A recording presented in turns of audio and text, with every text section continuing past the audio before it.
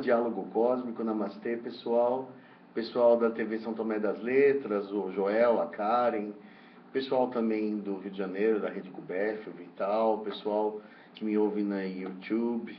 É um prazer estar aqui com vocês todos novamente, sempre buscando alguma coisa interessante, sempre buscando atender as pessoas. Eu recebo um volume muito grande de mensagens e vídeos, e eu acho que eu não chego a assistir 10% do que as pessoas me mandam, entendeu? Porque é muita coisa, é muita novidade. Na verdade, as pessoas falam que não está acontecendo nada em ufologia, mas no nível internacional está acontecendo coisa demais, entendeu?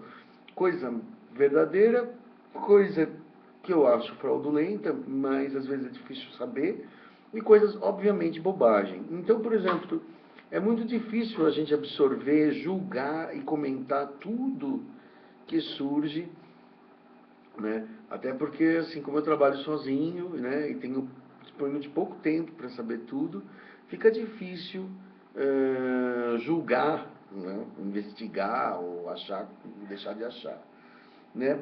Mas, assim, às vezes tem umas certas coisas que, por exemplo, que as pessoas me procuram 2, 3, 4 pessoas ao mesmo tempo, às vezes eu até não lembro o nome dessas pessoas, eu peço desculpas, falando do mesmo assunto, né? Um desses assuntos que pegou e que eu recebi acho que umas 4 ou 5 solicitações para falar alguma coisa sobre, né? Foi aquelas canalizações do Daryl Anka. Daryl, D-R-R-Y-L, Daryl Anka, tinha o A-N-K-A. Quem é de uma geração mais antiga lembra daquele cantor Paul Anka. Esse cara deve ser da família, é o Daryl Anka. Anka, com A-N-K-A. E ele fala, e ele recebe, canaliza uma entidade, né, chamada Bashar, B-A-S-H-A-R, o Bashar, que, inclusive em árabe, esse nome existe, Bashar. Bashar é um nome comum em língua árabe. Mas esse ET se chama Bashar, e pode coincidir isso, uma coisa entendeu? Impede a outra. Mas o Bashar, que vem de uma raça que se chama Essassani. Os Essassani, E-S-S-A-S-S-A-N-I, seria o povo que habita no planeta Sassani, né? E esses Essassanis seriam, então, esse planeta Sassani está no signo da constelação de Órion,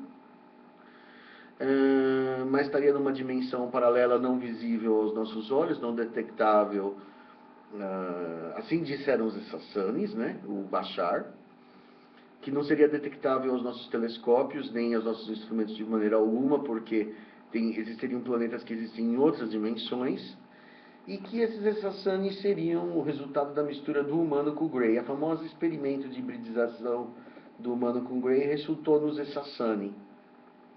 Eu já tinha ouvido falar de um planeta chamado Nakal, que era uma civilização também, que era a mistura dos híbridos dos Greys com os humanos, teria formado uma civilização que estaria, no caso, perto da origem dos Greys, lá em Zeta Reticuli. Esse Bashar, esse Daryl Anka, ele fala uma outra coisa diferente, né? Eu não gosto de fazer juízo moral de canalização, né? A gente vai falando assim, quem está mais certo, quem está mais errado. Não mero achismo, porque eu não tenho um disco voador para ir nem para Orion, nem para Zeta Reticuli e ver o que aconteceu, o que os Greys fizeram com os híbridos de humano. Então eu não sei até que ponto isso é verdade, né? Mas assim, eu só vou apresentar o caso e cada um vai julgar dentro do seu coração se aquilo é verdadeiro ou falso, né? Ou até que ponto é verdadeiro, ou até que ponto é falso, né? Eu acho que esse programa talvez eu divida em 2 partes, porque o material que eu achei sobre os Essassani é bastante extenso. Esse Daryl Anka, ele falou muita coisa, né? Então, nesse segundo aqui, nesse primeiro, segundo, sei lá, eu vou falar um pouco sobre a maneira de pensar dos Essassani, o que eles ensinam, que eu acho mais interessante até do que dizer que eles têm planeta tal, né?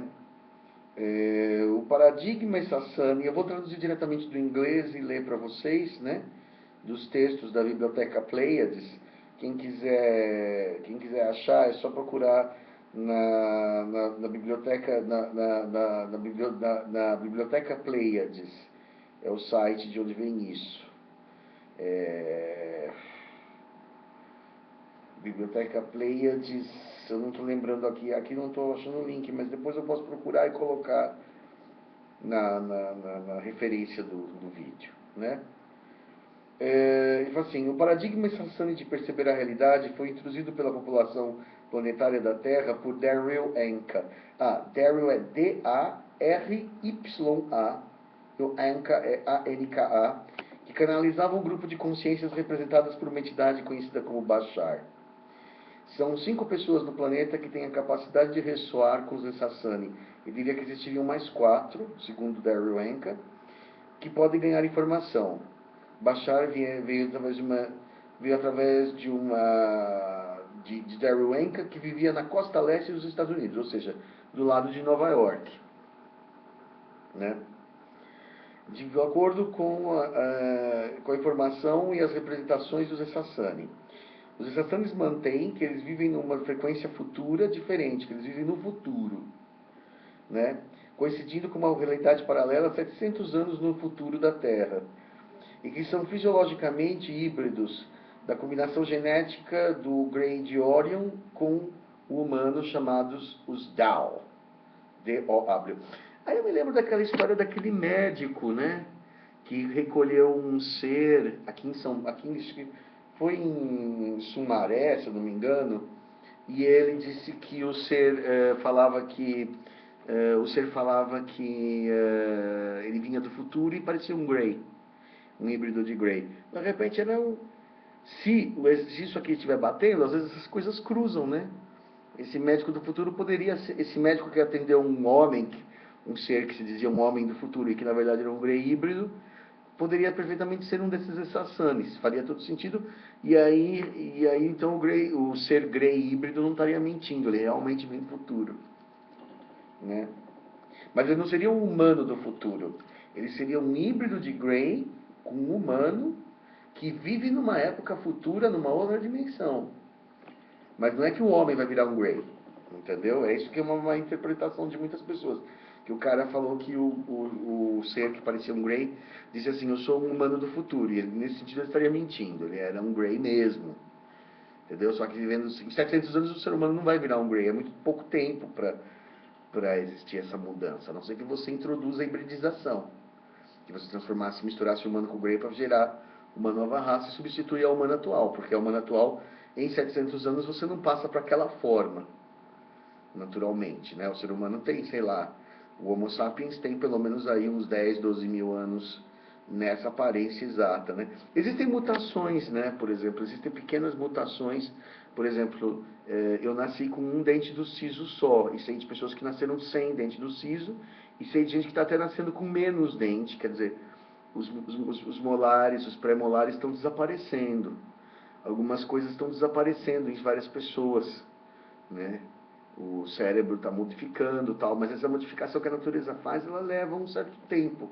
Eu acredito nessa, se você quiser dizer interferência extraterrestre, ou se você preferir divina, que acelera a evolução. Então a gente tem mutações geração a geração, mas são mutações que não rompem a espécie, né? É mais ou menos como o carro, né? Cada ano o carro muda um pouquinho. Mas ele não muda tanto que você não reconheça mais, geralmente, né? Geralmente a maior parte dos carros eles mudam, o mesmo modelo vai mudando pouca coisa de ano a ano. Quando você olha num período de 10, 20 anos, ele mudou muito. Mas de um ano para o outro é uma coisa mínima, né? É uma evolução progressiva, um grau, um passo a passo, né? Mas nunca uma evolução abrupta desse ponto. Mas sei lá, vamos pensar. Isso é algo de se especular. Pelo sistema de cruzamento generacional, que é o que os Greys fazem, né? Bem-sucedidos, os Sassanis vieram a existir. Uma nova subespécie que nasceu. Por causa disso, os Sassanis têm um interesse profundo em como a população, a humanidade os percebe. E a partir de 96, o programa de hibridização teve uma relação maior com os Essassanes, conforme podemos determinar. Na realidade, o futuro, o conselho que eles deram às sessões no seu livro Blueprint for the Future, né? Quer dizer, um plano para o futuro, feito de 1989 pelo Darrell Anka, foi bastante interessante e um grande sucesso de vendas. Mas algumas coisas pareciam estar faltando ali. No entendimento das leis herméticas, né, das leis do ocultismo, aplica-se na criação da realidade. Tentando mostrar a terceira densidade, os humanos têm que melhorar suas vidas para chegar a um ponto de vista de quinta dimensão. Isso é um grande problema. Quer dizer, eles falam de uma forma, né, como seres de outra dimensão, que o ser humano não consegue entender bem, não fica legal, né? Não conseguimos alcançar o que eles estão falando, né? E algumas coisas que ele fala, às vezes, entendeu? Né? Assim, às vezes me parece aquela coisa New Age, né? Da física quântica, você consegue fazer com a sua mente o que você quiser e tal, né? Então, assim, já não me parece tão inovador assim. Algumas coisas que ele fala são bem interessantes, vamos ver. Michael Trooper, respondendo ao que as perguntas de Bashar, considerou que eram meias verdades. Quer dizer, alguns críticos consideraram que ele falava coisas mornas, coisas que eram óbvias, entendeu? No esoterismo, no ocultismo, né? Mas eu não vou interpretar a interpretação de Topper. Isso é uma questão de crer ou não crer. Quer dizer, é o mesmo que eu digo para você. Assim, por exemplo, você pode dar nota de 0 a 10 para o que uma pessoa está falando. Né? Quando um contatado ou um conhecedor de ufologia fala, você pode de 0 a 10 dar um parecer sobre o que ele está dizendo, né? Como sendo ou não sendo válido para você, né? E você pode guardar o que te interessa e jogar fora o que não te interessa. Nem sempre necessariamente aquilo 100% do que ele está dizendo é verdadeiro e válido. Vamos lá, vamos ver algumas coisas do modo de vista dos Essassanes de ver as coisas. Para ver a vida. Julgamento. O julgar é invalidar tudo o que você prefere. Quando você invalida algo, você se torna igual a isso. E assim, você faz o que você não gostaria de se tornar. Eu não entendi. Vocês entenderam? Visto de um ponto hermético, quando você foca em alguma coisa, você traz isso para a sua vida. E você foca naquilo. E se você foca naquilo que você não quer, você se torna ressoante com a frequência daquilo e também manifesta. Quer dizer, ele está querendo dizer que você, mesmo que você fale, que você julgue alguma coisa negativamente, você está automaticamente atraindo essa coisa. Na interpretação aqui do autor, né? A frase, eu não entendi essa frase, mas ele interpretou assim, que, por exemplo, que você na verdade, atrai aquilo que você pensa, né? A resposta para tudo isso vai do paradoxo da lei hermética, onde você deve ver a realidade que você prefere como aquela existente no momento, apesar da aparente contradição com a sua não presença. Difícil para a maior parte das pessoas, mas não impossível de fazer. Quer dizer, isso me lembra aquele filme A Vida é Bela, né? É uma tragicomédia, né? Italiana, em que o cara está no campo de concentração com o menino e finge que e fala que é um jogo, que é uma brincadeira, né? Quer dizer, para amenizar aquele sofrimento. Eu não sei se isso aí é. Esse filme foi muito ovacionado, foi muito. A Vida é Bela, né? Esse filme italiano foi considerado muito poético, é muito triste, né? O cara finge que fala para a criança que é um jogo, que eles estão num acampamento, né? Para a criança não sentir a verdadeira. Nem é realista aquilo, né? Porque na verdade os nazistas matavam as crianças primeiro. Mas vamos dizer que foi um filme poético que foi feito sobre esse tema do nazismo, onde o cara faz isso para a criança sentir com mais leveza aqueles dias, né, finais. Né? Um filme muito triste, muito triste, muito triste, muito lindo e triste. Né? Então, então assim, você pode ver as coisas, é aquilo que o Buda fala, né? O copo meio cheio ou o copo meio vazio. Que a mulher chega para ele e fala assim, eu estou ficando velha, né? Eu tenho pouco tempo de vida. E aí o Buda fala assim, esse copo de chá, que estava pela metade, ele está meio cheio ou está meio vazio, né? Isso até hoje em dia é muito usado em marketing, mas na verdade é budismo aqui, da filosofia oriental, que é a questão de, por exemplo, se você gosta de olhar para o lado do que você ainda não, do que você não tem, ou pelo que você ainda tem, né? Ela não olha para os anos de vida que ela ainda tem saúde, que ela ainda tem uns anos de vida, não, ela olha para os anos que ela viveu e que já passaram e que ela perdeu. Então ela está olhando para o lado vazio. Mas se você olhasse, por exemplo, para o lado cheio, né, no caso a mulher velha, se ela olhasse e falasse assim, eu ainda tenho um pouco de tempo, sei lá, para estudar o budismo, para viver, ou para curtir, ou para pensar, ou para aproveitar, e tem um resto ainda a aproveitar, ele está olhando para o lado meio cheio, né? Então também muita coisa vem de como você enxerga a vida. Inclusive ele fala um exemplo de como que você, um exercício baseado nisso, que eu não curti muito. Ele falou assim, pense nos malvados reptilianos que comem criancinhas há 4 bilhões de anos, há 4 milhões de anos numa tirania, imagine que eles não existem. Não foi muito lisonjeiro isso daí, não, né? Mas tudo bem. Eu imagino que eles existem, que são maravilhosos, né? Mas ele pegou esse lado aí, acho que ele leu Alex Collier e escreveu esse exemplo. Imagine que eles estão numa outra dimensão e que você está acima deles e que eles não podem te atingir. Então, por exemplo, o segredo, segundo os Essassani, seria você imaginar assim, aquilo não me atinge, aquilo que está debaixo não me atinge. Né? Então tá, né? Por exemplo, considere os reptilianos draconianos comendo criancinhas por 4 bilhões de anos e na mais absoluta tirania. Imagine um estado de não julgamento, onde você foca na realidade que você preferia estar existindo ou vendo. Então você pensa em coisas melhores, não fica pensando nisso. Bom, eu fico um pouco chateado que as pessoas exagerem a maldade dos reptilianos tanto, né? Mas eu entendi o que ele quis dizer, né? Que você fica pensando em coisas ruins, você também atrai coisas ruins. O mundo hoje em dia está cheio de coisas ruins e o pessimismo tomou conta de todo mundo, né? E tomou conta de mim, assim, eu realmente acho que a gente está no fim da picada, está no apocalipse, está nos anos kármicos mesmo, é hora do pega pra capar. As guerras mundiais se aproximam, guerras no Brasil se aproximam, né? Entendeu? Eu tenho certeza disso. Pestes, é o apocalipse mesmo, né? Mas assim, a gente pensa assim dessa forma, atrai mais ainda. Talvez se você focasse sua mente em algo mais elevado, passasse batido. Não sei. É uma coisa que eles estão ensinando aqui. Deixo para vocês analisarem, né? Além de mais, todo ser tem o seu modo de experimentar a ideia da existência. Isso não significa que você deve julgar a maneira como ela vive como inválida.